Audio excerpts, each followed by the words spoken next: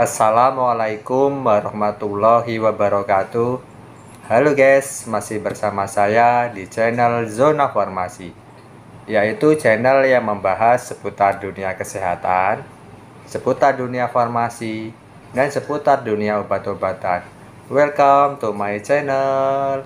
Oke guys, hari ini saya akan membahas golongan-golongan obat untuk menurunkan penyakit hipertensi. Apa sih hipertensi itu? Misalnya teman-teman di rumah ada yang bertanya. Hipertensi adalah suatu penyakit karena tekanan di dalam darah itu berlebihan atau tekanan darah di atas normal. Dengan bahasa awamnya biasanya hipertensi itu disebut dengan penyakit darah tinggi. Obat darah tinggi itu banyak sekali macamnya ya teman-teman, dan banyak sekali golongannya. Obat golongan antihipertensi itu dibagi menjadi beberapa macam golongan. Itu di sini saya akan mengelompokkan agar mudah dimengerti dan dihafal bagi khususnya teman-teman di rumah yang tenaga kesehatan atau nakes, khususnya perawat, bidan, dan farmasi, agar mempermudah ketika hendak berkonfirmasi dengan dokter. Di sini obat golongan antihipertensi saya kelompokkan menjadi 4 abjad ya teman-teman, yaitu huruf A, B, C, dan D. Di sini saya akan membahas dulu huruf abjad A. A ini saya bagi lagi menjadi April, Atan, Anis, dan Agon. Mungkin teman-teman ada yang bertanya, apa sih maksudnya April, Atan, Anis, dan Agon tersebut? April adalah golongan obat antihipertensi ACE inhibitor. Apa sih ACE inhibitor itu? ACE inhibitor adalah singkatan dari A angiotensin, C converting, E enzim inhibitor, atau biasa disebut ACE inhibitor. Adalah penghambat angiotensin converting enzim. Contoh obatnya adalah dengan akhiran April, makanya saya singkat dengan April agar mudah diingat teman-teman farmasi, perawat, atau bidan.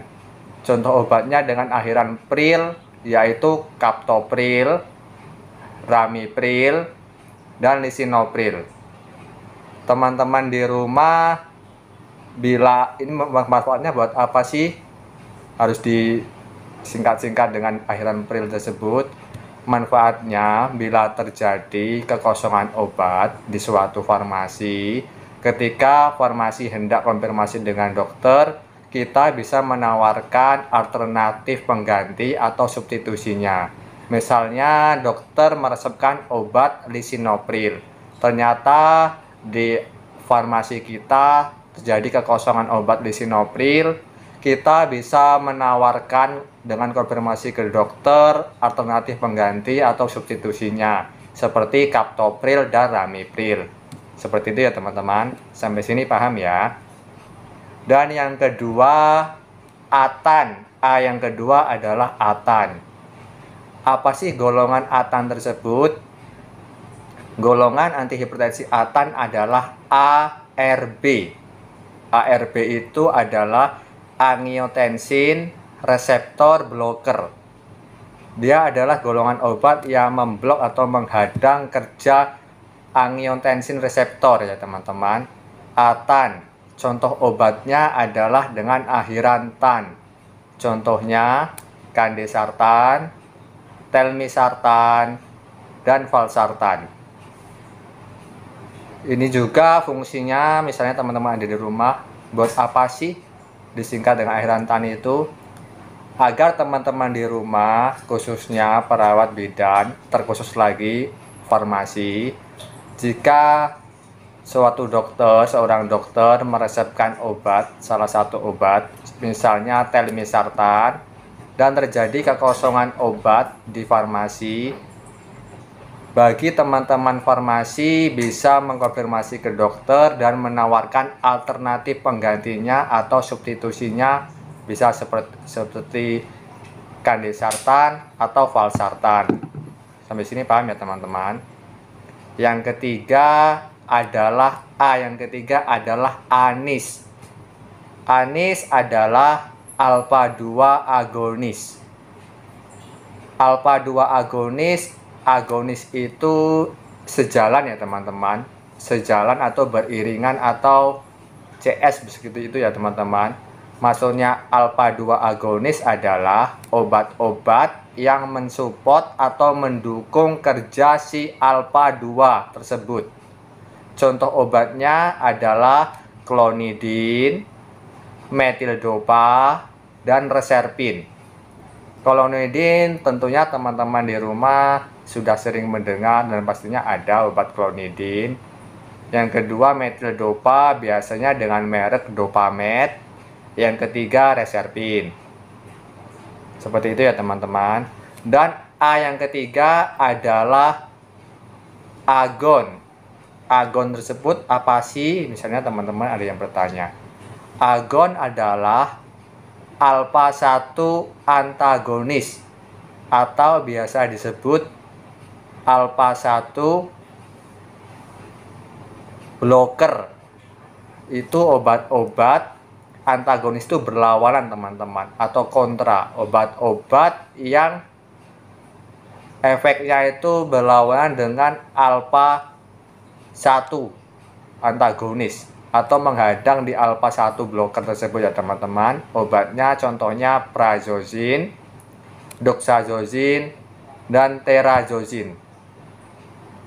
Sampai sini paham ya teman-teman? Itu adalah golongan obat antihipertensi yang saya kelompokkan menjadi huruf abjad A, yaitu april, atan, anis, dan agon. Yang kedua adalah golongan abjad B ya teman-teman. Tadi abjad A dibagi menjadi 4. April, atan, anis, dan agon. Abjad yang kedua obat antihipertensi saya kelompokkan menjadi huruf abjad B. Apa sih B itu? B itu adalah golongan obat antihipertensi golongan beta blocker. Tentunya teman-teman di luar sana sudah sering dan familiar mendengar kata-kata beta blocker untuk obat antihipertensi, khususnya bagi para nakes, tenaga kesehatan seperti perawat, bidan atau farmasi. Beta blocker dibagi menjadi 2 ya teman-teman, yaitu beta blocker selektif, non-selektif, dan beta blocker selektif. Beta blocker non-selektif itu obatnya contohnya propanolol. Tentunya teman-teman sudah sering mendengar obat propanolol, dan tentunya di tempat teman-teman pasti ada obat tersebut dan mudah didapatkan. Yang kedua, contoh obat beta blocker non-selektif adalah timolol. Biasanya pada sediaan mata seperti sendotimol dengan kandungan timolol. Yang ketiga ada labetalol. Dan yang keempat ada carvedilol. Carvedilol biasanya contohnya obatnya dengan merek V-Block ya teman-teman. Dan beta blocker yang kedua adalah beta blocker selektif. Contohnya bisoprolol. Tentunya teman-teman sudah sering mendengar ya. Nah, mungkin teman-teman di rumah di luar sana ada yang bertanya, apa sih perbedaan beta blocker non-selektif dengan beta blocker selektif? Perbedaannya adalah pada cara penghambatannya ya teman-teman, mekanisme kerjanya. Cara penghambatan beta blocker non-selektif adalah menghambat di beta 1 dan beta 2. Namanya non-selektif, selektif itu memilih, pilih-pilih. Namanya non-selektif itu dia tidak memilih ya. Dia tidak memilih atau tidak terkhusus gitu. Jadi dia bekerja di beta 1 dan beta 2. Sedangkan yang beta blocker selektif, namanya selektif itu memilah-pilih, dia hanya bekerja pada beta 1 yang terspesifikasi atau terkhusus bekerja di bagian jantung. Jadi yang beta blocker non selektif seperti propanolol, timolol, labetalol, dan carvedilol itu dia bekerja tidak pilih-pilih, non selektif pada beta 1 dan beta 2. Beta 1 pada jantung, beta 2 pada paru-paru. Jadi beta blocker non selektif itu bekerja di beta 1 jantung dan beta 2 paru-paru. Sedangkan yang beta blocker selektif itu dia memilih, dia hanya bekerja pada beta 1 yang terspesifikasi atau terkhusus bekerja di bagian jantung langsung untuk menurunkan tekanan darah tinggi. Seperti itu ya teman-teman. Sampai sini paham ya teman-teman? Golongan yang ketiga obat antihipertensi saya kelompokkan menjadi abjad C. Apa sih abjad C tersebut? Abjad C, golongan obat antihipertensi abjad C adalah CCB. CCB adalah kalsium channel blocker. Biasanya sering disebut antagonis kalsium. CCB kalsium channel blocker. Kalsium channel blocker dibagi menjadi dua, yaitu dihidropiridin dan non-dihidropiridin. Kalsium channel blocker yang dihidropiridin contohnya dengan akhiran pin, yaitu amlodipin dan nifedipin. Jika teman-teman sedang mengalami dokter meresepkan obat misalnya amlodipin, ternyata terjadi kekosongan stok di tempat teman-teman khususnya farmasi bisa mengkonfirmasi dokter untuk menawarkan alternatif pengganti atau substitusinya, yaitu nifedipin. Karena amlodipin dan nifedipin merupakan golongan sama kalsium channel blocker dihidropiridin. Dan kalsium channel blocker yang kedua adalah golongan non-dihidropiridin. Kalsium channel blocker non-dihidropiridin dibagi menjadi dua cabang lagi ya teman-teman, yaitu alkilamin dan benzodiazepin.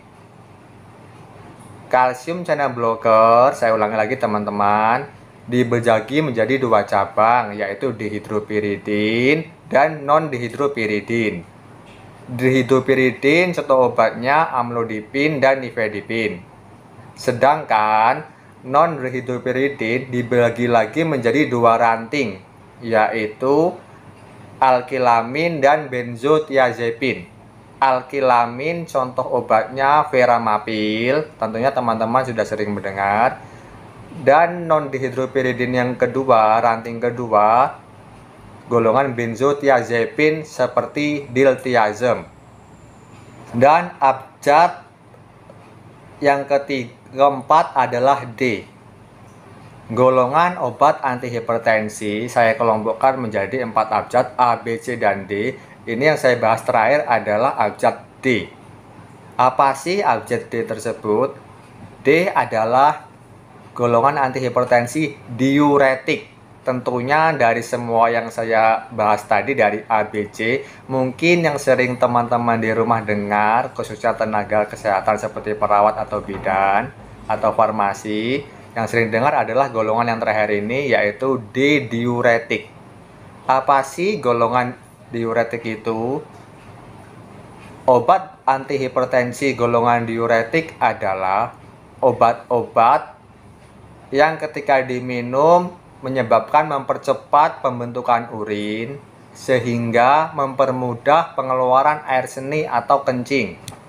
Jadi ketika teman-teman meminum obat golongan diuretik itu akan mempercepat pembentukan urin sehingga akan mempermudah pengeluaran air seni. Jadi teman-teman setelah minum pasti akan merasakan sering kencing, akan sering ke kamar mandi, ke kamar kecil untuk buang air kecil.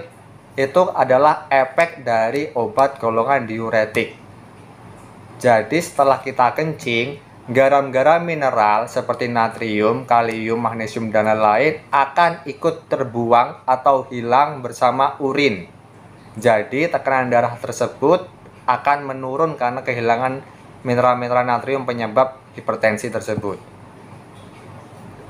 Obat antihipertensi golongan diuretik dibagi menjadi 4 ranting, yaitu yang pertama diuretik tiazid, yang kedua diuretik loop atau biasa disebut diuretik kuat, yang ketiga diuretik hemat kalium atau biasa disebut antagonis aldosteron, dan diuretik yang keempat adalah diuresis.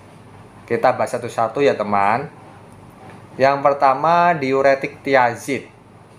Contoh obatnya yang dengan akhiran zid, yaitu hidroklorotiazid atau yang biasa disebut dengan HCT. Kami teman-teman. Yang kedua adalah diuretik loop atau diuretik kuat. Diuretik loop atau diuretik kuat itu contoh obatnya seperti furosemid. Furosemid ketika diminum dia akan mempercepat pembentukan urin sehingga mempermudah pengeluaran air seni. Jadi bisa disebut diuretik loop itu diuretik yang boros dengan kalium. Dia boros dengan kalium, diuretik loop. Karena dia diuretik kuat sehingga ketika seseorang hipertensi yang meminum furosemid dia akan mudah kencing. Garam-garam mineral tersebut seperti kalium akan hilang dan terbuang bersama urin, dan efek sampingnya jika kelabasan atau tidak terkontrol dalam penggunaannya bisa menyebabkan penyakit hipokalemi atau hipokalemia atau penyakit kekurangan kalium karena kebanyaknya kalium yang terbuang atau hilang bersama urin ketika minum furosemid dalam jangka panjang. Maka tidak boleh meminum obat diuretik loop dalam jangka panjang. Ditakutkan jika kebablasan akan mengakibatkan penyakit hipokalemia.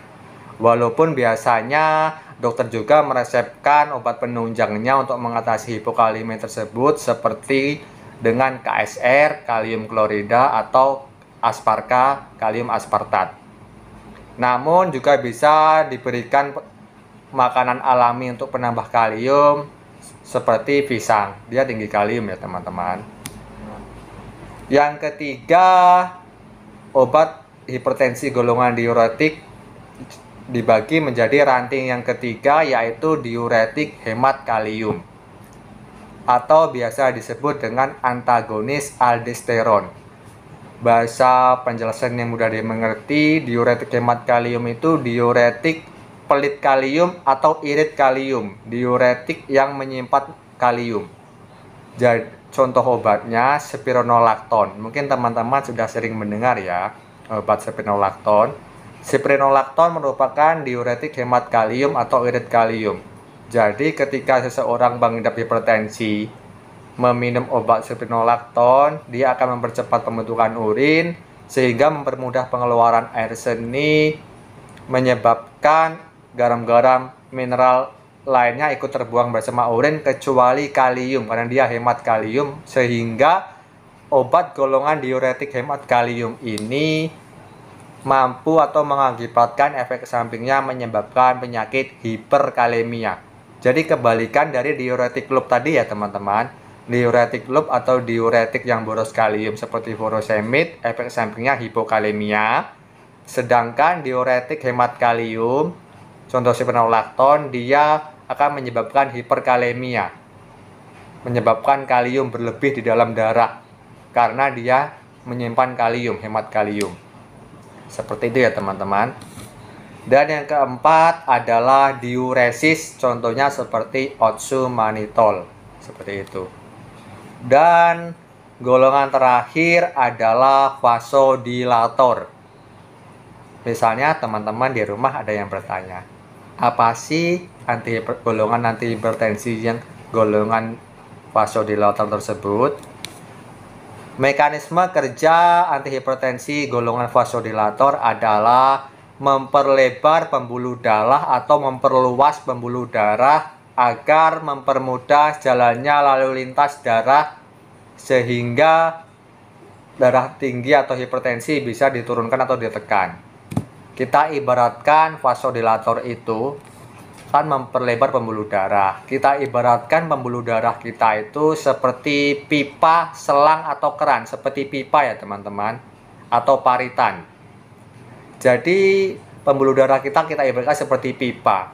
Pipa itu ketika sempit, jadi tekanan darah itu akan tinggi atau besar, sehingga memperlambat jalannya lalu lintas darah, sehingga menyebabkan tekanan semakin besar. Jadi ketika vasodilator ini diminum, dia akan memperlebar pembuluh darah, sehingga lalu lintas darah ini akan lancar. Kita ibaratkan seperti pipa air. Ketika pipanya ini kita lebarkan atau luaskan, jalannya lalu lintas air ini akan semakin lancar, sehingga tekanan-tekanan penyebab air ini susah mengalir bisa diturunkan atau ditekan. Kita ibaratkan lagi seperti paritan. Ketika paritan atau ledeng itu mengalirkan air, ketika ada sumbatan-sumbatan atau yang membuat jalan si paritan ini sempit, air tersebut akan susah mengalir. Bahasa Jawanya itu itir-itir ya teman-teman, sehingga menyebabkan tekanan yang tinggi di ledeng atau paritan tersebut. Jadi ketika seseorang meminum obat tersebut, si ledeng ini akan diperlebar atau diperluas, sehingga jalannya air tersebut akan plong atau lancar. Contoh obatnya seperti hidralazin. Sampai sini paham ya teman-teman? Oke teman-teman, jika penjelasan saya belum teman-teman mengerti atau pahami, nanti di konten berikutnya akan saya jelaskan dengan bahasa yang lebih mudah dan bahasa yang lebih sederhana agar mudah dimengerti, dan akan saya tampilkan atau sertai dengan gambar-gambar, diagram atau bagan, agar mempermudah teman-teman mempelajari langsung secara audio dan visual. Di video ini saya akan hanya menjelaskan dengan audio saja. Di video selanjutnya di part 2 nanti saya akan menjelaskan, akan saya sertai dengan gambar-gambar agar teman-teman di rumah mudah menangkap dan mengerti jika disertai dengan gambar-gambar. Oke teman-teman, jika dirasa video ini bermanfaat buat teman-teman, silahkan teman-teman tinggalkan subscribe dan matikan loncengnya ya teman-teman, karena matikan lonceng itu gratis ya teman-teman. Jika dirasa teman-teman di rumah suka dengan video ini, silahkan subscribe, like, komen, and share agar bermanfaat bagi orang banyak di luar sana. Namun jika dirasa video saya kurang bermanfaat, harap diambil yang baiknya saja dan dibuang yang buruknya. Dan jika dirasa dalam penyampaian saya masih banyak terdapat kesalahan dan kekeliruan, harap bagi yang lebih profesional di bidangnya bisa memberikan saran, masukan, nasihat, dan kritiknya yang bisa membangun channel ini agar semakin berkembang dan bermanfaat bagi orang banyak di luar sana, dan khususnya buat saya pribadi. Saya di sini hanya pelayanan informasi obat atau PIO. Informasi yang saya sampaikan bukan sebagai pengganti medis ya teman-teman. Teman-teman tetap harus pergi ke dokter, karena dokter adalah pemilik mutlak diagnosa atau penegak diagnosa. Dan tetap harus mengikuti arahan dan instruksi apoteker ya teman-teman, jika hendak mengkonsumsi obat ini ya teman-teman. Saya akhiri, wassalamualaikum warahmatullahi wabarakatuh.